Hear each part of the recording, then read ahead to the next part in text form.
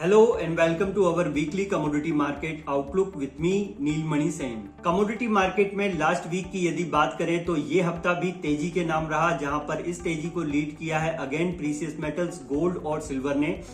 Gold की यदि हम बात करें तो इस हफ्ते इंटरनेशनल मार्केट में हमें $3086 के न्यू लाइफ टाइम हाई बनते हुए नजर आए हैं और जल्दी ही हमें यहां पर ऐसी उम्मीद है कि $3100 के भी रिकॉर्ड लेवल्स बनते हुए नजर आ सकते हैं।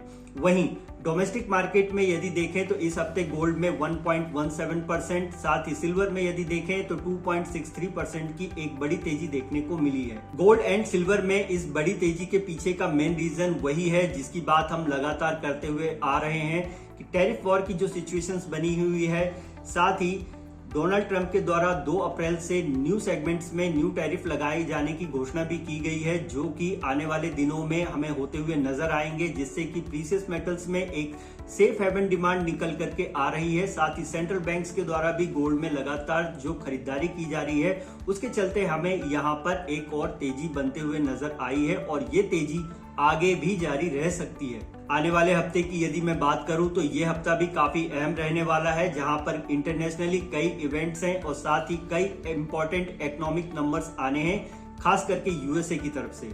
यूएसए की तरफ से यदि देखें तो आईएसएम मैन्युफैक्चरिंग और सर्विस पीएमआई के नंबर्स हैं, साथ ही JOLTS job opening, ADP, non farm employment change, unemployment claims के साथ ही average hourly earning month on month के नंबर्स आएंगे, साथ ही एम्प्लॉयमेंट चेंज के नंबर्स आएंगे। इसके साथ यदि देखें तो अनएम्प्लॉयमेंट रेट और फेड चेयरमैन जेरेम पॉवेल की एक इंपॉर्टेंट स्पीच रहने वाली है। वहीं चाइना की तरफ से यदि देखें तो मैन्युफैक्चरिंग पीएमआई के नंबर्स आएंगे, जो कि बेस मेटल्स के लिए काफी इंपॉर्टेंट रहने वाले हैं। वहीं एनर्जी पैक्ट में ओपेक प्लस देशों की मीटिंग इंपॉर्टेंट रहेगी, जो कि इस हफ्ते होने वाली है।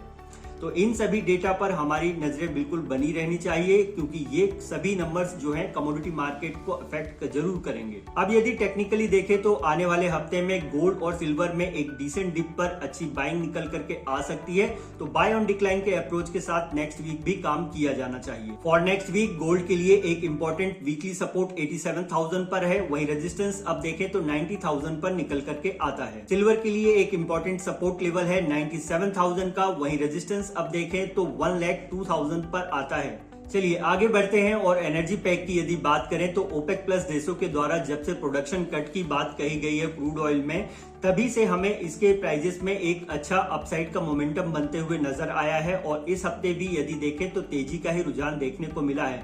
पर टेक्निकली यदि देखें तो अब ये prices near to resistance level के आसपास आ चुके हैं और लास्ट ट्रेडिंग सेशन में हमें हायर साइड से एक प्रॉफिट बुकिंग भी देखने को मिली है।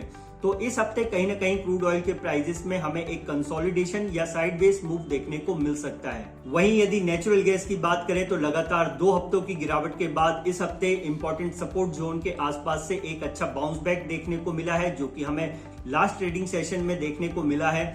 तो इस हफ्ते अब कहीं ना कहीं बाय ऑन डिक्लाइन के अप्रोच के साथ में नेचुरल गैस में काम किया जा सकता है और कुछ उछाल यहाँ पर हमें आने वाले हफ्ते में देखने को मिल सकता है। For next week crude oil के लिए यदि एक इंपॉर्टेंट सपोर्ट की बात करें तो 5850 यानी 5850 पर बनता है, वहीं रेजिस्टेंस देखें तो 6100 पर बनता है। नेचुरल गैस के लिए एक इंपॉर्टेंट सपोर्ट 321 पर है, वहीं रेजिस्टेंस अब 365 पर आता है। बेस मेटल्स की यदि हम बात करें तो ये हफ्ता भी मिला जुला रहा, जहां पर यदि देखें तो डॉलर इंडेक्स में थोड़ा तेजी का रुझान देखने को मिला है। वहीं जो टैरिफ वॉर की कंडीशन के चलते हमें कॉपर और अदर बेस मेटल्स में जो एक तेजी देखने को मिल रही थी, इस हफ्ते हमें थोड़ा एक साइडवेज और प्रॉफिट बुकिंग का दौर देखने को मिला है। कॉपर में तो उतनी ज्यादा प्रॉफिट बुकिंग देखने को नहीं मिली है, अभी भी प्राइजेस इंटरनेशनली और डोमेस्टिक मार्केट में अपने हायर लेवल के आसपास है। पर एल्युमिनियम और जिंक की यदि बात करें तो ये कहीं ना कहीं यहाँ पर गिरावट थोड़ा देखने को मिली है प्राइजेस में, पर अभी भी important support zone weekly levels पर बाकी है। यदि यहाँ पर सपोर्ट देखने को मिलता है तो एक अच्छा बाउंस बैक हमें एल्युमिनियम और जिंक में देखने को मिल सकता है, बट यदि सपोर्ट लेवल जाते हैं तो प्राइजेस कहीं ना कहीं थोड़ा और नीचे आ सकते हैं। साथ ही इस हफ्ते कई इकोनॉमिक नंबर्स जो हैं वो बेस मेटल के प्राइजेस के लिए काफी इंपॉर्टेंट रहने वाले हैं, तो ये हफ्ता बेस मेटल के लिए काफी इंपॉर्टेंट रहेगा। यहाँ से एक हमें न्यू ट्रेंड देखने को मिल सकता है या फिर एक न्यू डिक्लाइन भी देखने को मिल सकती है।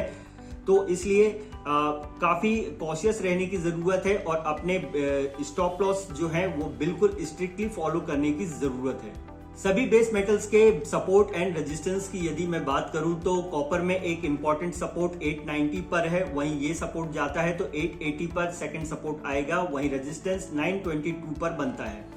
जिंक के लिए एक इंपॉर्टेंट सपोर्ट है 265 पर, वहीं रेजिस्टेंस देखें तो 280 पर बनता है। एल्यूमिनियम में अब इंपॉर्टेंट सपोर्ट 244, 246 के आसपास है, वहीं रेजिस्टेंस 258 पर बनता है। लेड में इंपॉर्टेंट सपोर्ट 178 पर है और ये सपोर्ट जाते हैं तो 176 पर सेकंड सपोर्ट बनेगा, वहीं रेजिस्टेंस 184 पर इंटैक्ट है। इस हफ्ते के लिए वीकली कमोडिटी में गोल्ड को ही रखा गया है और गोल्ड में बाय ऑन डिक्लाइन के अप्रोच के साथ में अच्छी तेजी देखने को मिल सकती है। The content provided in the video is for informational and educational purposes only. It does not constitute or imply a recommendation to engage in any securities transactions or investment strategies. We do not provide personalized advice or determine suitability for individuals' financial needs. Please conduct your own analysis and consider your personal circumstances before making any investment decisions.